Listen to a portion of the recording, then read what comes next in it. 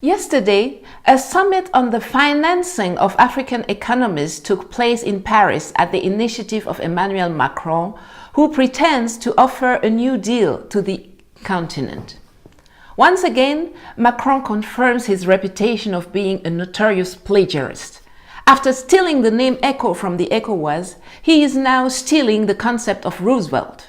That being said, Macron's France does not have the capacity to propose a new deal to Africa that will promote the interest of the African people, respect for their fundamental rights, human rights, property rights, freedom and sovereignty. What he has done is serving an expired product in a new packaging.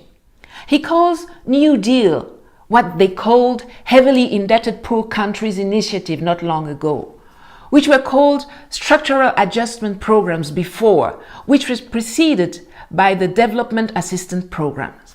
We've heard it, we've seen it all before. We are 1 year away from the French presidential election. Macron wants to use the African continent to solve its internal problems. He was elected by the French to deal with their issues, but he has completely failed and has proven himself unable to tackle France's unemployment, migration, debt and deindustrialization. And he wants to propose a new deal to African countries, give them advice and help them cope with their economic problems when France is the most indebted country in Europe in terms of debt to GDP? Really? That must be a joke.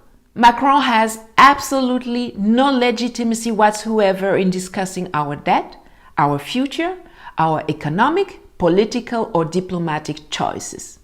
It is unacceptable for France to take the lead in thinking, acting, supporting action and providing expertise to African countries. Africa has 54 countries. Only 18 of them are attending this useless event. That's good news. It shows that France has its influence, has lost its influence, has lost ground here. Do the 18 African heads of states present in Paris have the approval of their population to enter this discussion? What polls have been conducted on the continent to identify the real concern of the people? I heard an interesting statement from the Élysée announcing that France is proposing to give Africa access to special drawing rights, SDRs, from the IMF. Those instruments that can, in particular, finance imports. Simply said, African debt is the money the developed countries lend to Africa for Africans to buy the products of developed countries. We do not get that money to transform our continent, to industrialize it. Our useless head of states are taking new debt in order to repay the ancient debt. In June, the IMF is expected to issue $650 billion in SDRs, including $34 billion for Africa. They take the name of Africa and use it to justify the issuance of these massive SDRs. But when you look at it closely, you see that Africa is only getting 5% of it. Where are the remaining 95% going? If Africa is getting $34 billion, who is getting the remaining $616 billion? Where is the summit for those beneficiaries? As I said earlier, Macron wants to use the African continent to solve its internal problem.